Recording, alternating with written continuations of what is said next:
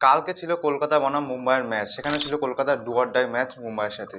সেখানে মুম্বাই প্রথমে ব্যাট করে 147 রান। সেই রান কলকাতা 18.5 বলে সেই রান চেস করে দিয়েছে। কলকাতা যদি এই রানটা 14 ওভার বা 15 ওভার রানটা চেস করে দিত, তাহলে কিন্তু কলকাতা পাঁচে চলে যেত, পাঞ্জাবকেও টপকে যেত। কিন্তু কলকাতার ঢিলা খেলায়, আস্তে আস্তে ঠুকঠুক করে খেলায় কলকাতা কিন্তু পাঞ্জাব এখনো তলায় আছে। কলকাতার সাথে আরেকটা খেলা বাকি আছে দিল্লির, সেটাও হবে কলকাতাতেই। সেটা যদি কলকাতা জিতে যায় আর অপরদিকে যদি পাঞ্জাব হেরে যায়, তাহলে কিন্তু কলকাতার প্লে অফসে ওঠার চান্স রয়েছে। আগের দিন যদি আমরা কেকারের ব্যাটিং দেখি, সেখানে কিন্তু Manish Pandey player of the match হয়েছেন। 33 বলে 45 রান করেছেন তিনি।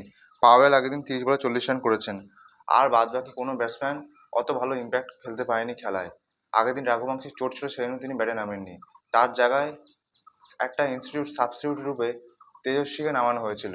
বিসিসিআই রুল আছে, এরকম যদি কোনো দিন কোনো প্লেয়ার চোট হয়ে যায়, তার জায়গায় যদি কোনো প্লেয়ার নামে, সে কিন্তু 7 দিন সে কিন্তু আর খেলতে পারবে না। আগের দিন এই নিয়মটা কেকেআর নাও চালু করতে পারতো, কিন্তু কেকেআরের ব্যাটিং আছে। কেকেআর যদি পাওয়েল বা মানিশ পান্ডে যদি ওই 13-14 করে একটু মেরে খেলতেন, তাহলে হয়ে যেত। তখন খুব স্লো করে দিচ্ছিল খেলাটাকে, পার ওভার 2-3 রান করে নিচ্ছিলেন। একটু ফাস্ট করতো তাহলে হয়ে যেত খেলা।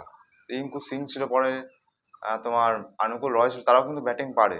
এই নিয়মটা না চালু করলে, প্লেয়ার না নামালে হয়তো ভালো হতো আমার ক্ষেত্রে।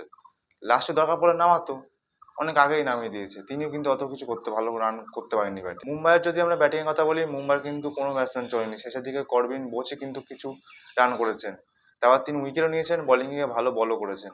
এরপর যদি আমরা কেকারের বোলিং বলি, সেখানে কিন্তু সুনীল নারিন প্রতিবারের না এবারও 4 ওভারে 13 রান দিয়ে একটা উইকেট। ক্যামেরন গ্রিন আগের দিন ভালো বল করেছেন, পাওয়ার প্লেতে 2টো উইকেট নিয়েছেন, 3 ওভারে 23 রান দিয়েছেন। সৌরভ দুবে আগের দিন ভালো বল করেছেন, 4 ওভার 34 রান দিয়ে 2টো উইকেট নিয়েছেন। ভাই বারোর জায়গায় সৌরভ দুবেও কিন্তু দুর্দান্ত রিপ্লেসমেন্ট। সৌরভ দুবেকে যদি আগের দিয়ে খেলানো হতো, তাহলে হয়তো কেকেআর 2টো ম্যাচ আরো বেশি জিতে যেতে পারতো। ভাই বারোর জন্য কিন্তু কেকেআর অনেক ম্যাচ হেরেছে। বোলিংয়ে বল হয় না, মার খেয়ে যান, এর জন্য কেকেআর অনেক ম্যাচ হেরেছে। সৌরভ দুবেকে আগে খেলালে হয়তো কেকেআর আরো 2টো ম্যাচ জিতে যেতে পারতো। কি মনে হয়, ঠিক কিনা কমেন্টে জানিও কিন্তু এটা। কেকেআর যদি প্লে অফসে কোয়ালিফাই করতে হয়, তাহলে কিন্তু দিল্লিকে হারাতেই হবে। যদি মুম্বাইয়ের সাথে একটু আগে ওভারে খেলাটা শেষ করতো, তাহলে একটু ভালো রান রেটটা ভালো হতো।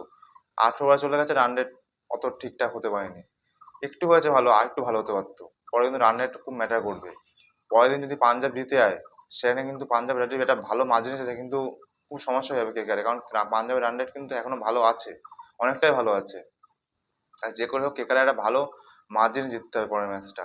আর রাজস্থানকে কিন্তু হারতেই হবে মুম্বাইয়ের সাথে। আর পাঞ্জাব কিন্তু লখনৌর কাছে হারতেই হবে। লখনৌর সাথে খেলা আছে পাঞ্জাবে। লখনৌ টিমটার আর কি বলবো, লখনৌ টিমে কিছুই নেই, হারতেই যেন এসছে ওরা। ওদের কিছু আশাই রাখা যায় না। আর অপরদিকে কিন্তু মুম্বাইয়ের সাথে খেলা, সেটা মুম্বাইয়ের ঘরেই হবে। রাজস্থান যায় মুম্বাইয়ের ঘরে। মুম্বাইয়ের ঘরে কিন্তু মুম্বাই ভালোই খেলছে। প্রথম দিকে ফলস হয়ে যাচ্ছিল, কিন্তু শেষের দিকে কিন্তু মুম্বাই তা ভালো টিম ওয়ার্ক করে খেলছে। এটা দেখা যাক কি হয় এবার। কি মনে হয়, কেকেআর কি কোয়ালিফাই করতে পারবে? নিচে কমেন্টে অবশ্যই জানাবে।